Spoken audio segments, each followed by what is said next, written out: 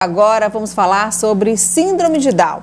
No dia 21 de março, esta próxima segunda-feira, é o Dia Internacional da Síndrome de Down. As crianças, os jovens e os adultos com síndrome de Down, eles podem ter algumas características semelhantes. Estão sujeitos a uma maior incidência de doenças, mas apresentam personalidades e características diferentes e únicas. Para falar mais sobre este assunto, nós convidamos aqui o neuropediatra, o Dr. Richelo Lima, que já está aqui com a gente. Seja bem-vindo, Dr. Richelo, aqui é o Vida Saudável. Obrigado, Neyara. Satisfação estar aqui com vocês para falar sobre esse tema importante, que é a síndrome de Down, que tem o seu Dia Internacional comemorado esse mês, no dia 21. Bom, eu queria que a gente começasse já a entender por que algumas pessoas, elas nascem com essa síndrome. A síndrome de Down, assim, para a gente começar essa conversa, a gente queria colocar uma coisa importante, que a síndrome de Down, ela não é uma doença. As pessoas, às vezes, têm esse entendimento... Tempo se falou, tiveram um entendimento que era uma doença. Não é. Não é uma doença. Até porque as pessoas que têm a síndrome de Down, que são portadoras, na grande maior parte do tempo, elas estão saudáveis. A síndrome de Down, na verdade, ela é uma alteração genética que acontece de forma aleatória. E as pessoas portadoras da síndrome de Down, ao invés de terem 46 cromossomos, como as pessoas comuns, elas têm 47. Quer dizer que elas têm um cromossomo a mais. E esse cromossomo extra, ele está exatamente no par 21.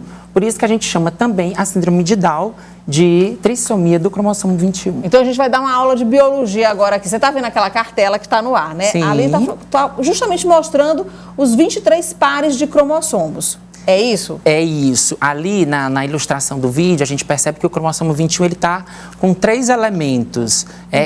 Essa modalidade de alteração genética, ela é a mais comum que caracteriza a pessoa com síndrome de Down. 95% das pessoas com síndrome de Down têm essa alteração genética. Mas nós podemos ainda ter 2 tipos de alterações, que são a translocação, quando eu tenho um pedacinho de um gene que cola no outro, ou então quando eu tenho um mosaicismo, que é uma outra modalidade.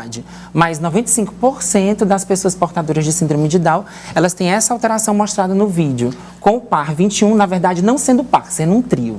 Então, assim, quando há fecundação, então são 23 cromossomos do pai e 23 da mãe. Da mãe. Seriam 46 numa pessoa comum. Comum, mas... Quando a pessoa é portadora da síndrome de Down, ela vem com 24 e 23, aí faz 47. Faz 47. E isso acontece exatamente no cromossomo 21, no par 21, que ao invés de ser um par, ele vai se transformar num trio. E aí a gente tem a trissomia do 21. Tá, e eu queria, quais são as características, assim, da síndrome de Down? A gente, assim, logo ao nascimento, a equipe da pediatria que recebe esse bebê na sala de parto já é capaz de identificar algumas características que são mais importantes. A face tem uma característica, o olhar, principalmente. A gente diz que o olhar, ele tem aquele, falando em termos práticos, é um olhar oriental. A gente tem a pálpebra superior, ela tem uma elevação para cima, e esse canto interno aqui do olho, ele tem uma fenda de tecido que a gente chama de epicanto. E a gente também tem outras características. A sobrancelha, ela tem essa parte do meio, ela não é tão separada, ela pode ser mais próxima. O nariz, ele pode ser um pouquinho mais, ele tem uma base mais alargada. A gente tem a orelha, a implantação da orelha é mais baixa. O próprio queixo, ele pode ser um pouco mais retraído. Então, isso geralmente é um exame clínico. Você olha essas características, aí Sim. Depois é feito um exame para confirmar. A gente sempre coloca assim, apesar que as características da face e corporais, elas são significativas, e esse bebê com a síndrome de Down, ele tem uma característica de fraqueza muscular que chama muita atenção, que a gente chama de hipotonia, mas é super importante que a gente faça a confirmação com o teste genético. E é possível saber antes do bebê nascer se ele é portador da síndrome de Down ou não? É possível, sim. A gente já tem, com os avanços da medicina fetal, Neyara, a gente já consegue, entre a 14ª e a 18ª semana, tirar um pouquinho do líquido amniótico da barriga da mãe e fazer um estudo genético. Isso daria para a gente já uma comprovação da síndrome e permitiria para a equipe que está atendendo essa gestante e o bebê que vai nascer o planejamento já de tratamento inicial. Mas isso é um exame mais difícil, menos acessível para a população? É algo que, por exemplo, se você que está fazendo um acompanhamento pelo SUS não consegue fazer esse tipo de exame? Eu precisaria de um médico especialista em medicina fetal, um laboratório mais equipado, porque, de uma certa maneira, você vai romper a barreira até você chegar ao líquido amniótico que está dentro da barriga da mãe. Então, assim, é um procedimento delicado, tem que ser feito por um médico especialista e precisa de um laboratório com suporte para a gente fazer o teste genético. Quando que é indicado fazer isso? Quando a gente tem, por exemplo, alguma pessoa na família com a síndrome de Down, quando eu tenho, por exemplo, casamentos consanguíneos, que são pessoas que são parentes primos, próximos. Aí eu detectaria não só a síndrome de Down, mas eu detectaria outras doenças genéticas, outras cromossomopatias, outras doenças desse tipo.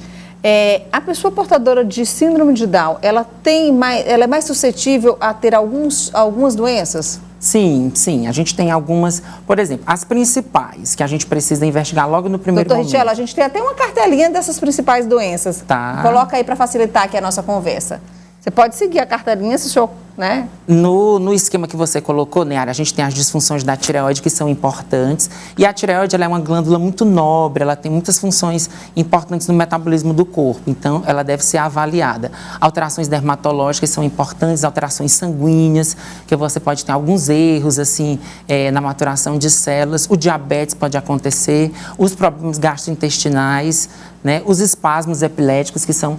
Na verdade, os espasmos, eles são pequenas crises convulsivas, né? Nós, da neurologia infantil, eu também tenho pacientes com a síndrome de Down que são portadores desses espasmos, que aí seria uma outra entrevista para a gente falar só de epilepsia e síndrome de West e todos os tipos de crises convulsivas, né? Então, a gente tem também os problemas cardíacos, que são importantes. Mas quer dizer que a pessoa vai ter tudo isso? Não, né, doutor? Não. Algumas dessas doenças pode ter ou também pode não ter. Existe um risco, como essas pessoas portadoras da síndrome de Down têm a trissomia do 21, que na verdade não é um par, é um trio de cromossomos, isso determina alguns riscos para algumas doenças. E aí, por isso é que essa criança e esse paciente portador, ele precisa ser monitorado e acompanhado por uma equipe para que a gente consiga, em tempo real, detectar essas alterações e fazer os tratamentos necessários. Eu queria lhe convidar para a gente conhecer o trabalho agora da Associação Down Te Amo, que ela é formada por um grupo de familiares e amigos de pessoas com síndrome de Down. Veja o vídeo da coordenadora Elisângela Salles, ela enviou para a gente esse material. Olá, me chamo Elisângela Salles e sou a presidente da Associação Down Te Amo. Também mãe do Gabriel, uma criança com T21 ou síndrome de Down.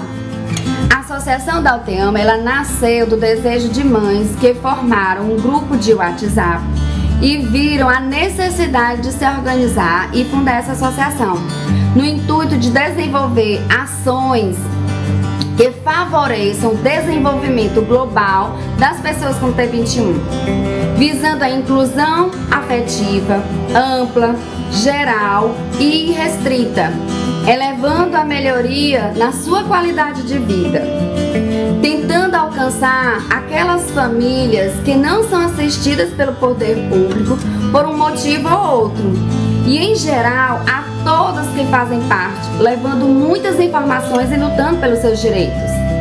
O Dia Internacional da Síndrome de Down está se aproximando, é agora no dia 21 de março.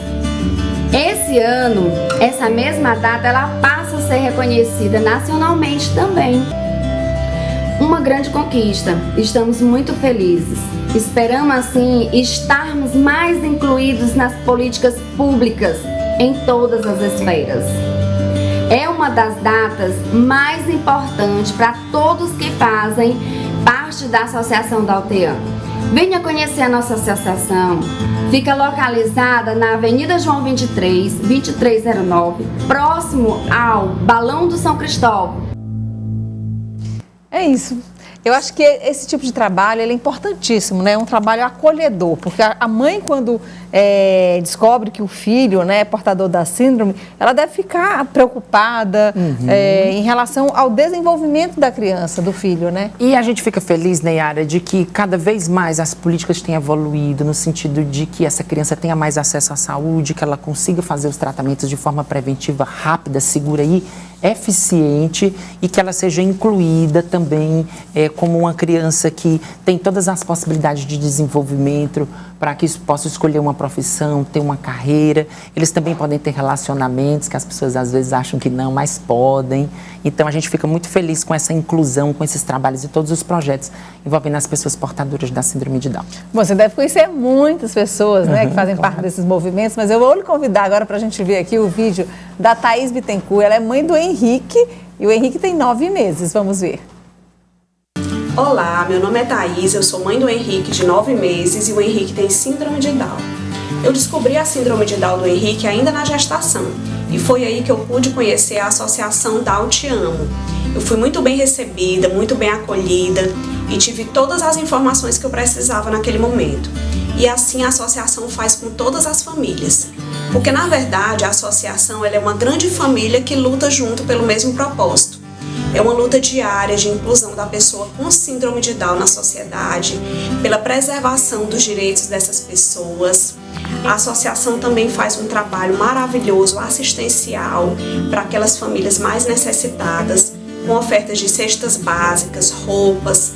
Temos também ofertas de consultas nas mais diversas especialidades e terapias para o desenvolvimento e estimulação daquelas crianças que não têm plano de saúde e estão na fila de espera por um atendimento. E hoje eu quero deixar uma mensagem para todas as mães, pais e familiares de pessoas com síndrome de Down. Uma mensagem de perseverança, de persistência, uma mensagem de luta, mas acima de tudo, uma mensagem de amor. Porque toda luta com amor, ela se torna leve. Ela não deixa de ser dura, mas faz valer a pena e é uma luta gratificante quando olhamos nos olhos e vemos o sorriso dos nossos filhos. Então é essa mensagem que eu quero deixar. Uma mensagem que não percamos a coragem e nem a vontade de lutar pelos nossos filhos. E que possamos sempre estar evoluindo na inclusão das pessoas com síndrome de Down na sociedade e que todo mundo entenda que a síndrome de Down ela não é uma doença. Somos pessoas, cada uma com suas particularidades e cada ser humano é único e merece ser respeitado.